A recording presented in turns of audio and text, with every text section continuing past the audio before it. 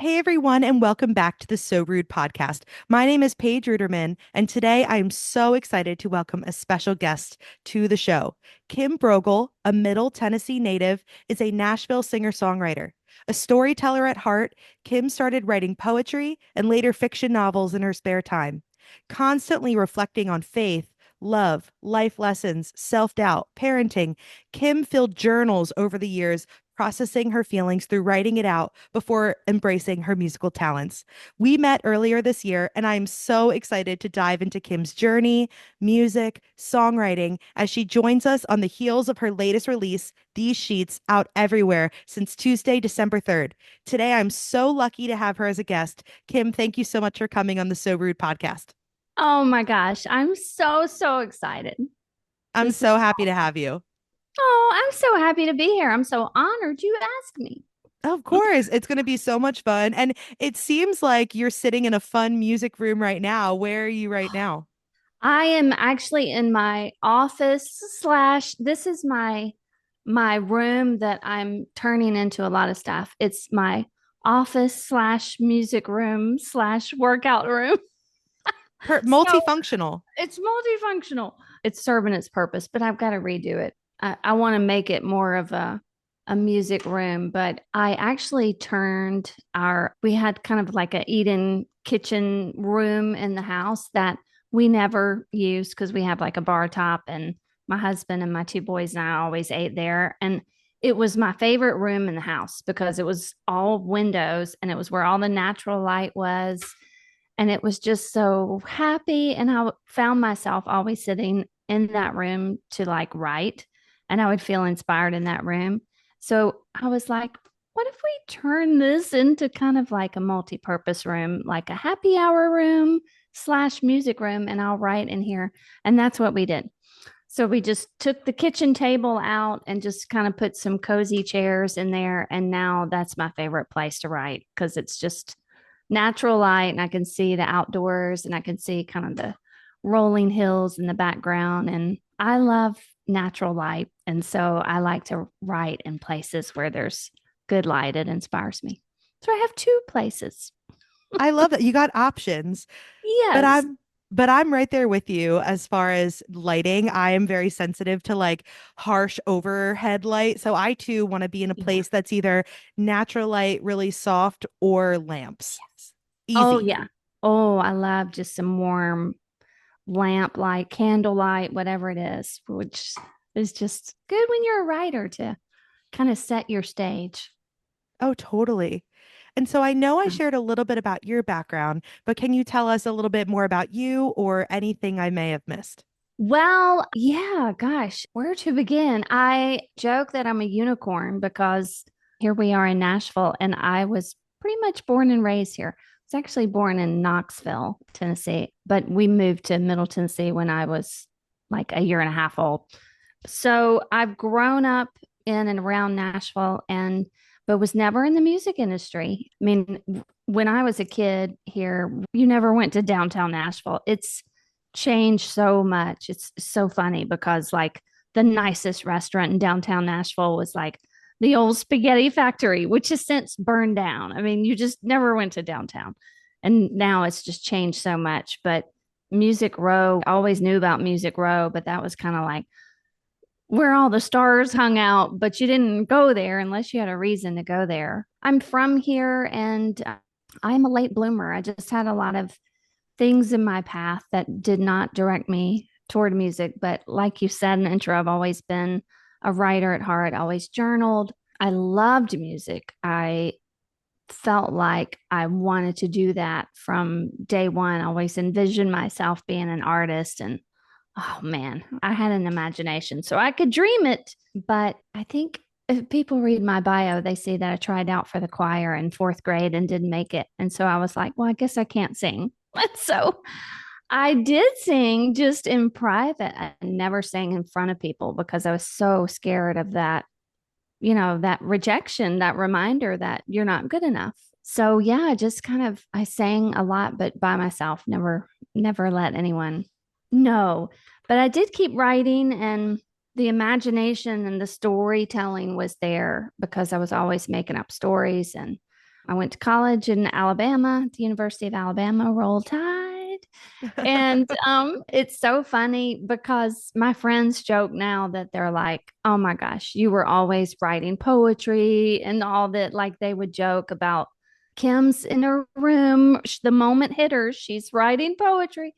And I wrote novels for fun. I wrote like romance novels and it's like thrillers and all this stuff. I just never published them, but the story was always there and the desire to write and the desire to inspire and tell stories. But I didn't get into music and I kind of pursued the business path, which was probably smart, but I neglected the creative part of me for sure.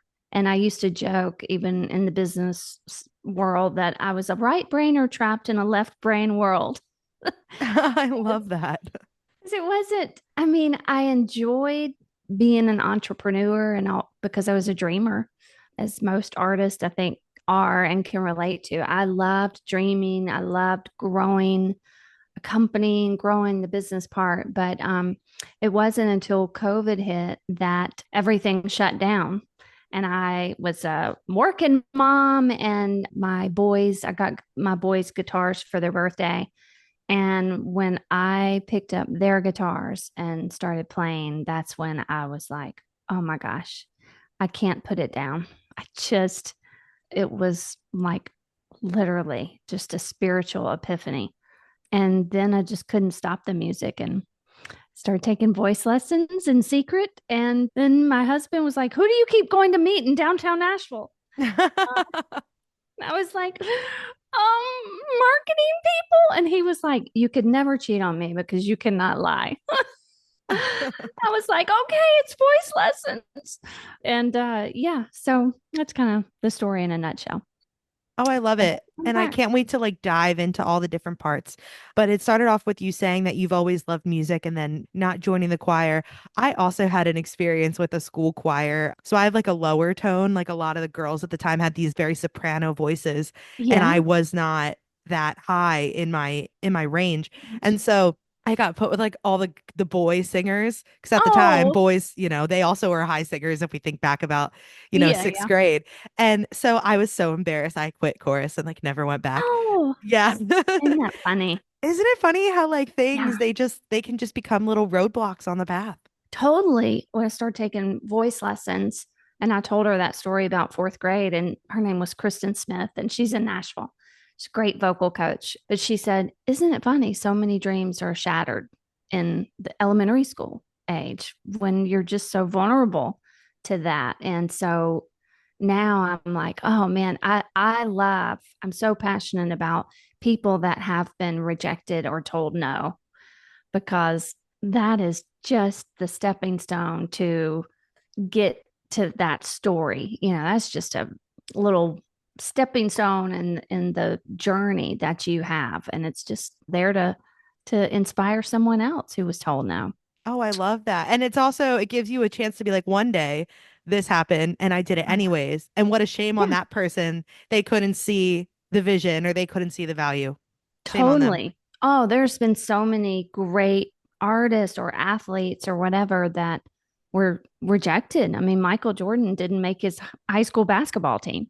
And I mean, you think about that, and I'm sure there's so many stories of artists that were told no, but it only takes one to say yes. Yeah, I just recently saw an interview. Canva, it's a software to make marketing materials online. Yeah. That is a female founder who got rejected 50 times I before she love got her it. first investment. It's like I have a hard I enough time love it. hearing no one or once or twice to your Yeah. face. 50 times, you just got to have a vision and you got to stick Oh, to yeah. it. Yeah. Well, I think that's probably the good thing about my background being in business, because I was not someone that was naturally thick skinned. And, I was definitely more emotional and in touch with my feelings. And when I was running my business, you had to put all the emotion to the side. I understood it because I felt like I was that way.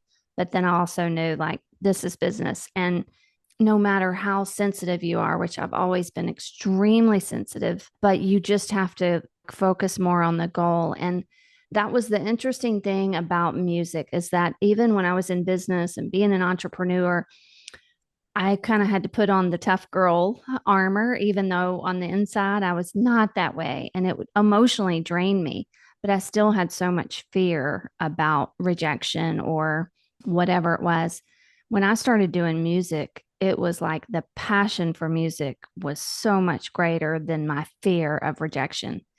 And it's such a metaphor for so many things in life for me. And I think that's the beauty of the journey for me in this journey of music is just that at this point in my life, which I started doing this lots later than most people, I am learning so much about myself, and it's hard, and it's sharpening and tweaking and recreating, but it's so beautiful. I mean, I feel like I've just come to life, and it's just a really cool thing. It's just a really cool thing. So And what you said around going into business, it helped you build an armor, which was draining but beneficial for later. I'd love to, just step into that for just a little bit. You talk about business. You yeah. were a realtor, are still a realtor, right? Oh, I still have a license, but I don't practice it. Yeah, I was in real estate, and then I got my broker's license, and my sister and I started our own firm. So I kind of went from just a realtor to more of like the business owner and having employees and having people under me, and building that has been really beneficial in helping me establish myself as an artist. But at the same time, I'm starting over in my career. And so I'm having to learn because I knew nothing about the music industry. And so it was very easy for me to build something in real estate because I understood it, and I understood what you could delegate and what parts you could scale and all that kind of stuff. With music, I'm like, I'm going to start from the beginning, and I joke that I've been drinking from a fire hose learning about the music industry, but I've been like obsessed with not just learning the business part, but just learning the artistry and the songwriting. Wow. And trying to balance all that with, and now if you're an artist or even a writer trying to build who you are, you have to also become a content creator, and you're wearing so many hats as an independent artist. And so it is very, very challenging. But at the same time, you can get lost in all of that if you're not careful. And I think being a little older has made me wiser to recognize those dangers that can take you away from who you are, first and foremost, as a person, as a writer, what you have to say. You can get caught in the comparison game, which I've noticed. And I think, wow, what if I was, 18 years old? How easily you can get swept up in that comparison game and so caught up in the content that it becomes a job and you lose who you are and who your voice is. There's a lot of times where I have to step back and go, whoa, Kim, you're letting that suck you in and you're getting your eye off the ball. And it's very hard. It's very hard in this industry. So again, it's beautiful, it's wonderful, it's a challenge in a whole new way. But I think you've got to stay really grounded so that you don't get swayed off that path. And it's everyone has their path. And Yeah. I'm so happy you brought this up because many people listening to the show, the ages really range. We have listeners, in their teens and 18, 19, 20, coming of age. We have people that are older in their career this is a second career for them or even retirement age. So we really span the Yeah. gamut as far as anyone listening to the show is going to be able to enjoy and take away from your story. The thing that I love that you shared when you said you're learning from scratch, this is a new journey for you, and then you commented on if I was 18, there would have been different, challenges I could have had trying to, manage the mental side of this. I Yeah. think it's so inspiring for you to come as an artist and show people that it's never too late to chase your dreams. Yes. And I may be crazy. I mean, and I think that's the whole self reflective thing, no matter what age you are, of why am I doing this? First of all, I've known that from even before I got in the music business, but what's your why? I read that book, Start with Why, but you've got to know why, or else when you've got all these people telling you you're great. I joke now, I'm like, wow, there is no shortage of people in the music industry willing to take your money. And so they'll tell you anything you want to hear to get you to write a blank check. You've got to be really wise to that. And I probably do bring that wisdom being older and starting this late because I've already been in the business world and I feel like I can smell a rat. And sometimes I don't. So I've been fooled. I have made some bad decisions in this learning process, but now I feel like I don't beat myself up for that stuff. I'm like, well, I've learned what not to do. And next, whether you're just a writer or whether you're a writer and artist, there are different hats you have to put on. And you do have to kind of put on that business hat and then separate that from the craft. When you're creating, you got to let all that go because if you're worried about all that, it interferes with the craft. So do the craft and then go, okay, it's definitely been a balancing thing. It's been challenging. It's a lot. It's a lot on independent artists because they are content creators, marketing, and there's so many different things, like the streaming and do this, do this. No, do this. If you want to do it right, do this.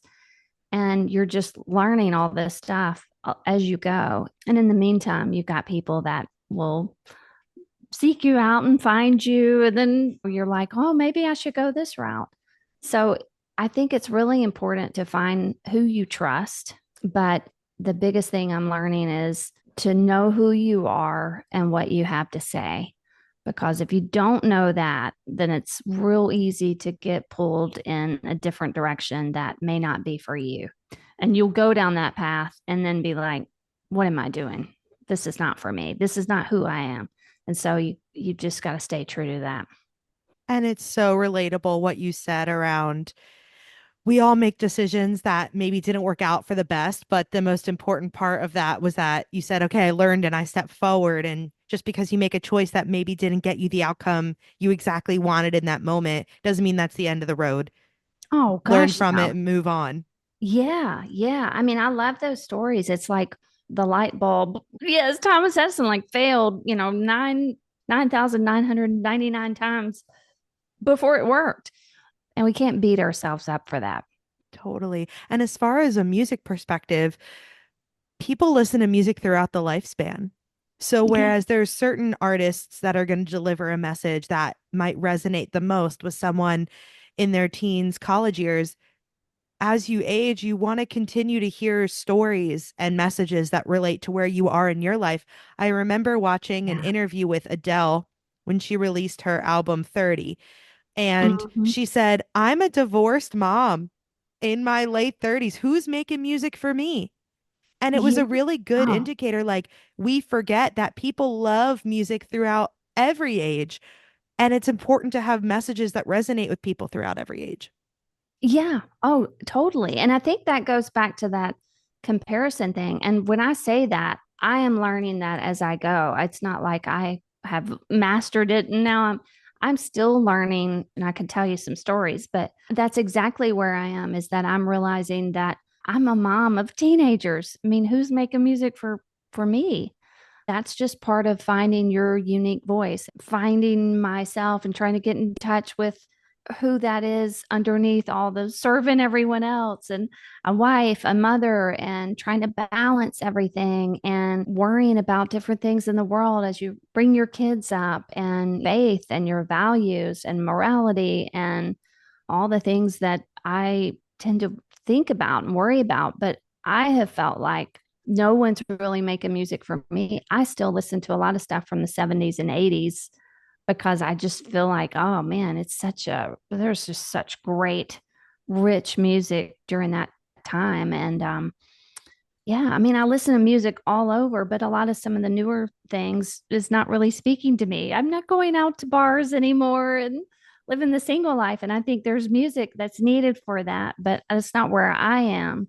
And I think that was one of the things where it was kind of like early on, my first experience with some publishers was devastating because it was kind of like, well, all the girls now are kind of singing about this and being at bars and all this. And I was like, well, that's not what I'm doing. And that's when I was like, well, maybe I'm not meant to do this. So who am I kidding? Actually, someone that was a hit songwriter said, don't you dare. Don't you dare. Because you have a unique voice that needs to be heard. So, yeah, man, there's just so much room for people to speak to people where they are.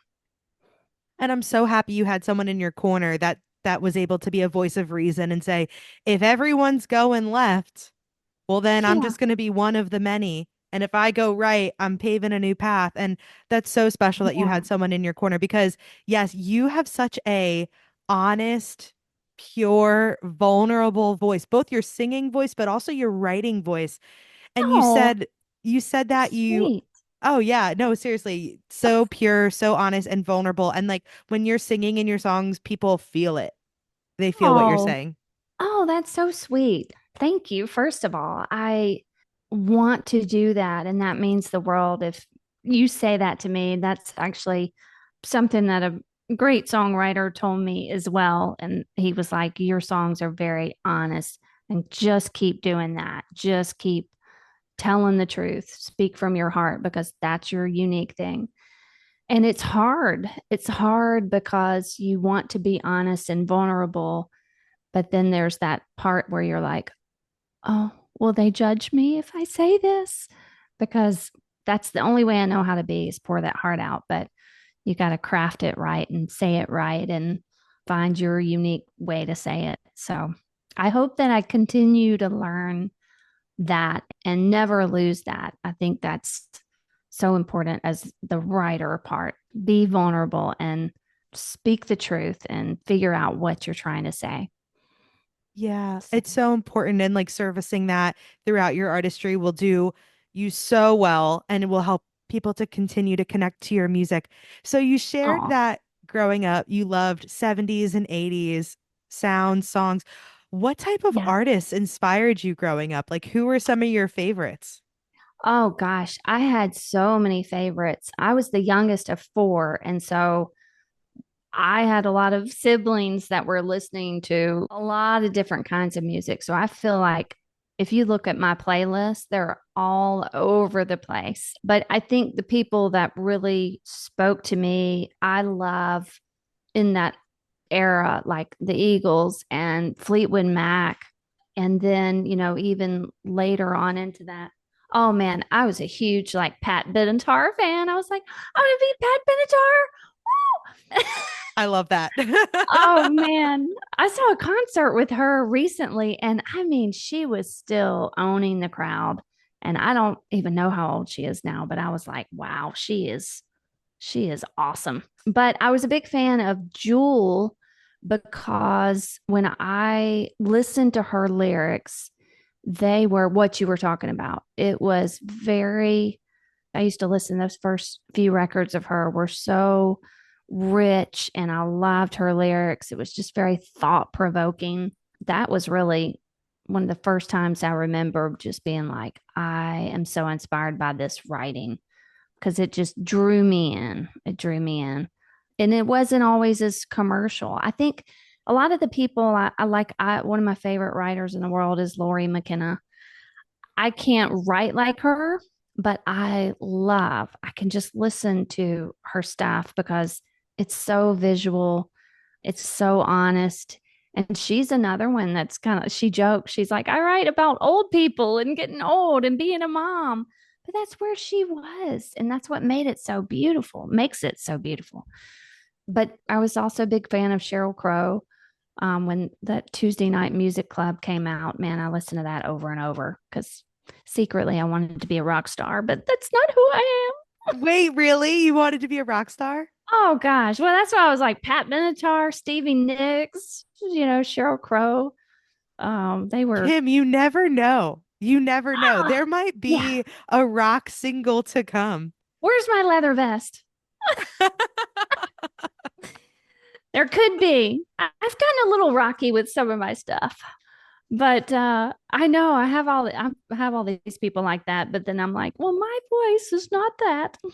So I think that's been an interesting thing too, is just figuring out, okay, well, Kim, you may like that music, but that's not who you sound like or whatever. But those were definitely influences for me. I'm going to tell you an older, but again, I had older siblings. And so they were listening to stuff that people have probably not heard of in your generation, but like Dan Fogelberg. Oh, talk about some songwriting. You should go listen to his stuff. And, Jackson Brown and that crew. And I tell you, another one is Bob Seger. I'm naming these older people, but I didn't appreciate them until I started writing music and then go back and listen to their stuff. But I appreciate the current things too, like Noah Kahn. And actually, I still respect Taylor Swift as a songwriter because she met her fans where they were at the time of her life. And man, she did that in a really, really unique way. And Ed Sheeran, I mean, he's the same way. He's got such a huge following. And I mean, I could go on and on. I love that you shared artists throughout the spectrum as well, because everything that is old is once new, right? Everything comes back around. Oh, And yeah. the things that Yeah. made people like Bob Seger and some of those other writers and artists that you named special can be reintroduced to a new generation. Like vinyl is coming back. People want to own Oh, vinyl. I know. I know. It's crazy. So now I got to think about that.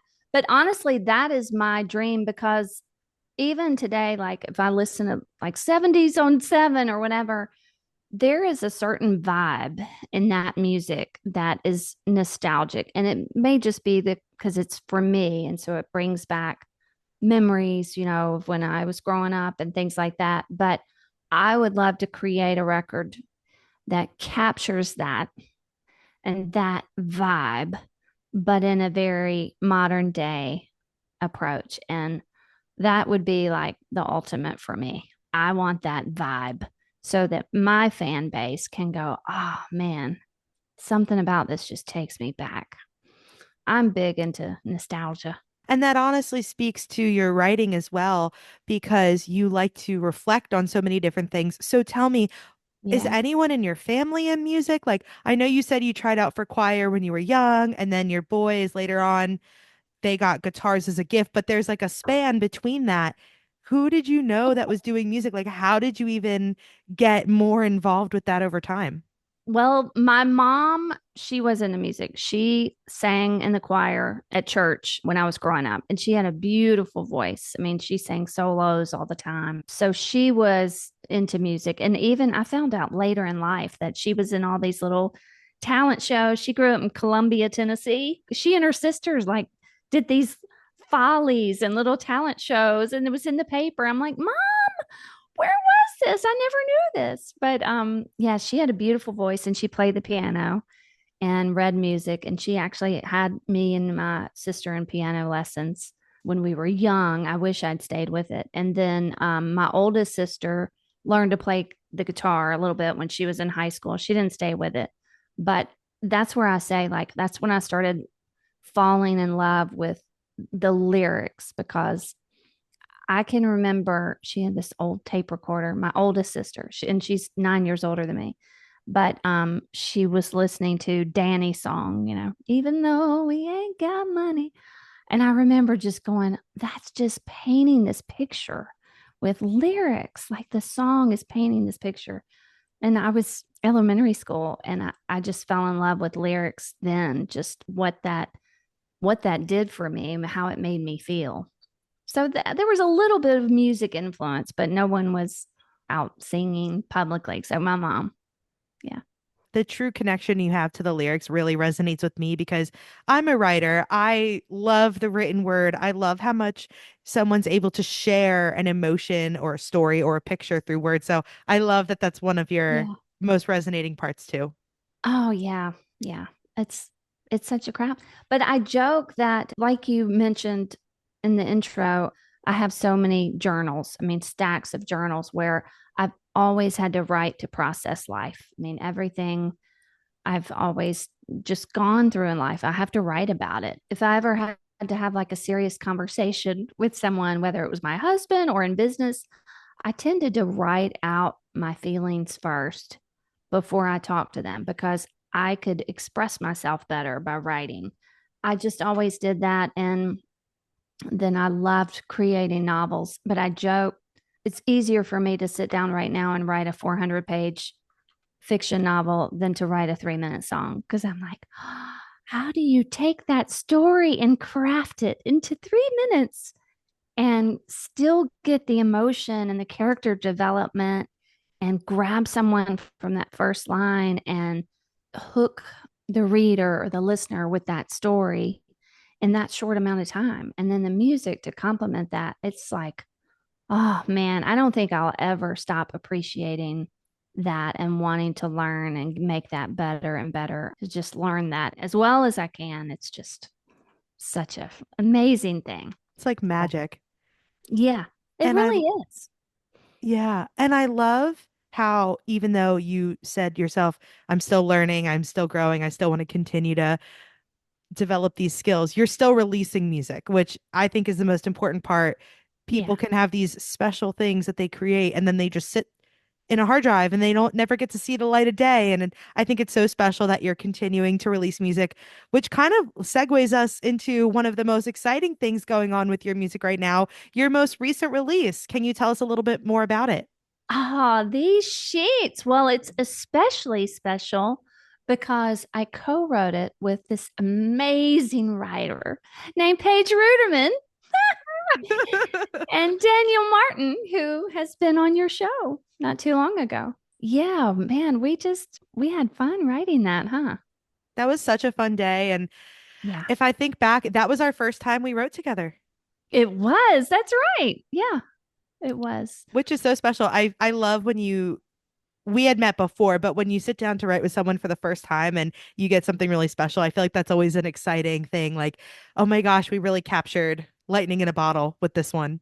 Yeah, I tell you, and I learned so much from just watching you and Daniel that day. And you are so amazing at when you sit down to write, because now I've written with you again, you just, you've got no fear. You're like throwing everything, let's kitchen sink and then pick what works from that kitchen sink. But you're not afraid to just, throw it all out there and then find that best line or that best word. And I'm someone that has to like process. So I do it, I think about it probably way too much. And that's probably just my lack of experience. But I feel like you're like no fear when you write, no Oh, holding well, back.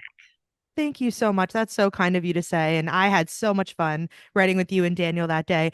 I think part of it is just knowing that a lot of crap is going to come out before Yeah. something good is going to come out. And Yeah. so I want to get the crap out as quickly as I can to let the good stuff flow. But I respect Yeah. everyone's writing process and everyone has a different approach. Like some people like to tinker with the ideas in their head and kind of get a sentence together. I call it spaghetti throwing. I just throw it at the wall and I'm like, whatever's going to Yes. stick is going to stick. But thank you. Yeah. That's so kind. I had so Oh, much yeah. fun writing with you and Daniel. And so that day, from what I remember, we were kind of going through topics and then this idea of the world in these sheets came up and that was the one that really resonated with you the most. Can you tell us a Yeah. little bit about like what about that line or what about that concept really spoke to you? Well, if you remember, I think Daniel, that was kind of Daniel's idea. He had that hook that he wrote down one day, but he wrote it down from kind of this more kind of a depressing thing. Like I'm having trouble getting out of bed because just stuck between the world and these sheets. And for me, it just kind of resonated like, oh, because I'm again, the hopeless romantic. So I was just like, what if we turn that into like a romance? Like I'm stuck between the world and the sheets because I do love to write love songs. So yeah, I think that's where, and then turn on Paige Ruderman and she's like, I got it. Woo, woo, woo. Throwing out all this stuff. You were just like, let's go. That is so sweet and so kind. But yeah, we were just writing through it and I loved how You were like something upbeat. I want to make sure it's something romantic and sweet. And that's the most fun thing about writing to me when you get to change. Like anyone can walk in with any idea, but you can mold it into something that resonates the most with you. Yeah, yeah. Well, and I think that's probably, as I learn more about the songs that I want to record and the things that I tend to write more about, I'll process some serious stuff, but ultimately my goal is to uplift, and I want to inspire people and encourage people through writing. So that's one thing where it's kind of like, well, some people write darker songs and I might feel dark, but then I think, well, what's the lesson I'm trying to teach myself through this dark time? Like I really want to encourage myself, and so whoever hears this, I want them to be encouraged, and it may be a serious message, but ultimately I like to leave people with hope. And I think we did a really good thing of capturing just a sweet, and it changed. I mean, when we first wrote it, it was more up tempo and kind of fun. And then Daniel, with his great vision, was kind of like, let's make this a little vibier. And when he first slowed it down, I was like, wow, because he was like, I can kind of see some like this John Mayer vibe. And I think it turned out so pretty because and that was oh man, you'll have to get Daniel to tell you when I went in to record that song, the first time I went in for vocals, when I say it was a train wreck, it was a total train wreck. And he would be like, no, no, no. He would, yeah, yeah, he'd probably say yes. But it was so different and I wanted to make it right. And I just totally got in my head. And it just, in a song like that, it's such a beautiful song. It's a sweet song. You want to capture that moment. And I was so in my head. And he sent it to me a couple days later. And I was like, I can tell that I am in my head in this song. And it did not, the emotion was not there. And we talked about it. He gave me a book over the weekend and I started reading. It was Rick Rubin's book, I think it's called The Creative Act, The Way of Being or something. But anyways, I couldn't put the book down. So we talked about it when I went back in the next week. And I was like, oh my gosh, this book has totally spoken to me. You're going to kill me, but do you care if we re record it? And he was like, not at all. Let's go. Because he knew. He knew. And he really wanted me as an artist to understand that and help me grow as an artist, which is what's so great about him. He's very patient and kind and understanding, but he also is not afraid to challenge you as an artist to grow. He was proud, I think, that I recognized that in myself and in the song. And so I got up and sang it all the way through. And he just took his headphones off and was like, night and day, night and day. And so that was really cool because I got out of my own way.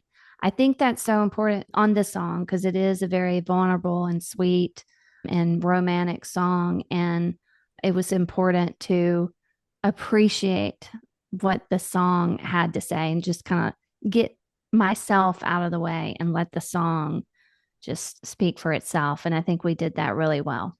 I'm really excited. I'm so excited. I've already listened to it like 17 times since you've sent it to me. I love it. I think it's the perfect fall song, like, especially Yes. for this time of year. It's cold outside, it gets dark so early. People just want to Yes. feel wrapped up and cozy. And I think they would love this song. Oh, I sure hope so. We're really excited about it. And yeah, I'm excited to see where it goes. And I hope it resonates with people. Of course. And of course, I'm going to have all of that linked down in the description to help point people towards the song. You are going to love it, I promise. And I know you talked a little bit about the recording process, which is so helpful for other artists that listen to this show because it can be scary sometimes getting in there to record. I'm curious how you made the decision to add this one to your catalog because for me to say that Kim added this to her catalog is such an honor. And I know it's so Oh. hard sometimes for artists to choose. So, like, how did you go through the process of saying, okay, this is one I could see myself adding? From the day we wrote it, I loved it. And I actually sang it for some friends maybe a week or so after we wrote it, and they liked it. And I loved the vibe of it. And I think for me, I was like, I don't know if this is something that would resonate with my audience. And Daniel was like, it's totally in your wheelhouse. I was like, you think? But I am a hopeless romantic. And so I love love songs myself. And so I was like, you're right. I mean, I don't want to be I love to sing love songs and I don't want to have a catalog of just a bunch of serious stuff. And I had some upbeat things. And so when we first did it, it's just kind of an acoustic and slowed it down. Oh man, it was so cool. And that's when I was like, this is like a coffee house vibe. And I don't really have anything else like this. And when he was like, no, this is totally you, I was like, okay, trust the process. Let's go. Because I really do like the song. That makes my heart so happy to hear that after you write a song, an artist really loves it because that's the goal. You want to find something that relates. So that's super special.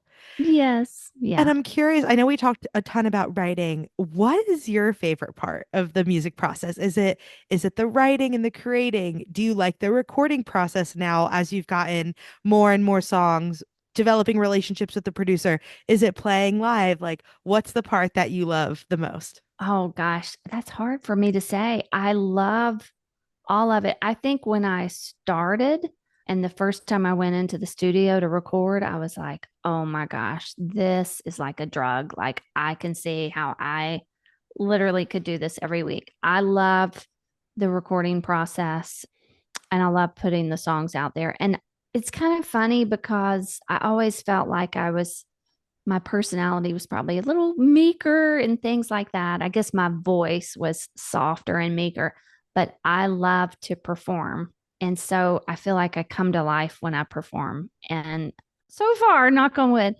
I don't get stage fright. For me, that's like I become one with the audience and I just feel like I'm speaking to everyone in the room as if they were just a friend and we're just talking. And so I do love performing so much. And my husband jokes, he's like, Kim could get up in front of a million people and have zero butterflies. And I'm like, it's true. It's true. But I might be scared of my own shadow, but I'm not scared when I perform. But I love all of it. I mean, I love the writing process too, because it just challenges me in a whole way. And that's when I get to express. So I think the great thing about the performing is you're able to finally express what you felt when you wrote and bring that to life for others and hope that they get it. It's fun to enjoy all of it. It means there's never a part that feels more taxing than the other as far as on the creative end. And I got the chance to Yeah. see you play a writer's round in Yes. Nashville. And I still remember this. The sound guy was having an issue with one of the microphones or something. So as he was Yeah. trying to get it all figured out, you just like owned the house. You were just like, everyone good? You got your drink? And I'm like, you are just so natural. So Oh, natural on stage. you're sweet. I remember that because I was like, oh well, I'm turning to the mama. I'm making sure everybody's okay. Those are kind of the fun things or I don't know if they're fun, but they're just you got to go with it because there's always going to be little technical issues or mishaps or different things to happen. You just have to kind of laugh them off and go with it. Totally. You've shared so much advice for people listening to the show. If you're an artist, a writer, a fan of music, going back, listening to all of the amazing pieces of wisdom Kim has shared, grab a pen because you're going to need it. But what's the best Oh, piece of advice you've ever gotten? oh wow. I don't know if it's a actual piece of advice, but it's something that resonates with me. I'm going to say two things. I used to have a post-it note, and I don't know if I ever heard this, but I put it on the visor of my car because I was so limited by fear, and I put a post-it note on the visor of my car that said, "If fear wasn't an option, what would you do?" And it just reminded me every day to step out of your comfort zone. You only live once. And then the other thing that I always love is just you must first believe to achieve, or there's different ways people have said it. Like if you cannot believe and conceive, you won't achieve, whatever.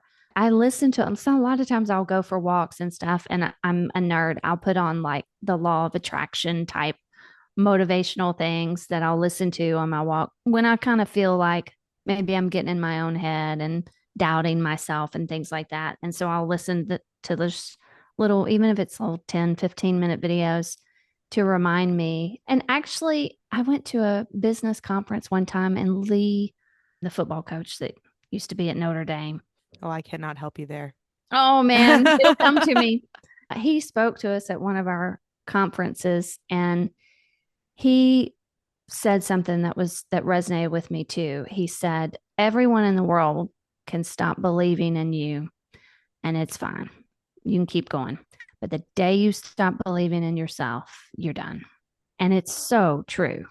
You cannot give up on yourself, even if the whole world, you feel like the whole world has. It's not over till you give up. And so I loved that. Wow, that is so powerful. Everyone else can give up, but when you give up, that's the straw. Yeah. And I Yeah. love what you said about what would you do if you didn't have fear? Or I'm butchering the quote that you just gave, No, but no. it's basically like, yeah. And you're gonna have fear with so many things that you do in life. So you might as well do what you want, you know? Yeah. And, when I wrote my first song, I was actually watching this little master class on songwriting from Alicia Keys. And she said in there something that just, oh man, it gave me chills. It was like chocolate. She said, "You have a song in you that only you can give to the world because it's based on your perspective, your experience, and your voice. And so give that gift to the world that only you can say it your way." And I was like, oh, that's so good. And I went and wrote my first song. Now it was very elementary, but it was totally from my heart. Yeah, that just like turned something loose in me. Oh my God, I love that. Alicia Keys, if you're listening, you inspired the first song I love. She did. And I wrote it just really fast. And yeah, so. That's awesome. Do you have an artist or a musician on your bucket list that you would love to collaborate with one day? Oh man. Well, Lori McKenna, I would love to write with. That may never happen, but hey, don't give up the dream. I've been asked this before, and I feel like it just like changes. I mean, she's the one that comes to mind just on the writing side. Tom Douglas as well. I'm naming writers, not artists, but I just love the depth of his songs. Those two. Hey, as writers, they're going to help you bring your vision to life in the way that they can, you know? So I love Oh, that. yeah. Yeah. And it's so funny because I study their writing styles, and I have ideas that I'll write down and put like Tom Douglas someday he would be the one to help me bring this song or whatever. Those are my bucket list dreams. What advice would you give to emerging artists trying to find their voice in today's musical landscape? Yes, I do. I probably have lots of advice because I did start this later. And so I have been, I mean, head down and full on immersed in it. Even though it's not a job, I'm treating it like a full time job and just cannot learn enough. And I think for an artist, it's very important to know, first of all, why are you doing this? Because so many people can think, I just want to be on stage. I just want to be famous. Well, so does, I mean, there are 80,000 songs a day uploaded to Spotify. And so you are like, and talk about competition. I mean, you're just a single thing. And it is brutal at times trying to compete and trying to find your voice. And it's very expensive. It's very expensive because you've got to treat it like a full time business. You've got to create content to stay relevant. You've got to playlist and all that stuff. And it is a lot of pressure. And so I would say know your why, which I talked about at the beginning, because if not, you will find yourself lost. Know what your superpower is and your strength. And don't be afraid to fail. Don't be afraid to fail and don't beat yourself up. If you fail, you're not failing, you're failing forward. Sometimes it's okay if you realize that Maybe I don't want to do this artist path. Maybe my gift is being a writer and letting someone else bring this to life. And it may not be, but it's a very mentally tough, physically challenging, everything road. And so if you don't know your why for any of it, you can get discouraged. You're going to get knocked down. It's not a matter of if, it's when. And so you got to dig deep and know who you are and why you want it, what you really want, or you're going to get knocked off. But the big thing is not to be discouraging because there's a lot of encouraging things about that. But the biggest thing is it's okay if you realize that you want to change courses because now you know. It's a lot to learn, but I go back to don't give up on yourself. Don't give up on yourself and find your fans. Find your fans. That's something that some people, I won't mention names, but someone who's very well known in the music industry told me that you just need to find your fans, whether that's 1,000 people or 100,000 people. Find those fans and be loyal to them, and they'll be loyal to you and speak to them. I mean, that's what Taylor Swift did. You know, she found her fans, and man, did they grab on to her. But that should be a lesson for everyone as an artist. Kim, thank you so much for coming on the So Rude podcast today. Oh, I have just loved it. I'm so glad to be here. I'm so happy to have you. And every time I bring a guest on the show, I always close with the same final question, which is, what is one thing you would tell your younger self? Oh, well, I know what it is. It would be stop waiting for someone else to give you permission to believe in yourself. That's what I would say. Incredible. Kim, thank you so much for coming on the show. I truly learned so much about you and your journey and your creativity. And I'm so excited to help welcome this new single era for you of these sheets out now everywhere. Yes, absolutely. Please go stream it, add it to your favorite playlist. Get some good, cozy playlists this winter and snuggle up to that song. Make some hot chocolate, get a blanket. You're gonna love it. Um, Yes, it'd be a good date night playlist. oh, it would be a Add. fantastic date night playlist, 100%. So where can people find you online if they're interested in following along with your journey? Absolutely. Well, they can go to my website, kimbrogli.com, BROGLI.com, and that has links to all my socials and platforms. I'm most active on Instagram. Just pull me up at Kim Brogli Music. Follow along for the journey. All of those links will be listed in the show notes and the description, so you can find them there to follow along with all of the exciting new chapters that Kim is going to have as an artist, sharing her creativity and art with the world. And if you're not already following along with the podcast, you can follow us on Instagram and TikTok at sorude.podcast, on our YouTube channel, So Rude Podcast. Every week, we love to bring on fantastic guests and creatives to talk about their journey. So I know that everyone listening this week, I hope that you brought something truly special with you from this episode. And as always, have a fantastic day. And I cannot wait to chat with you next time. Bye.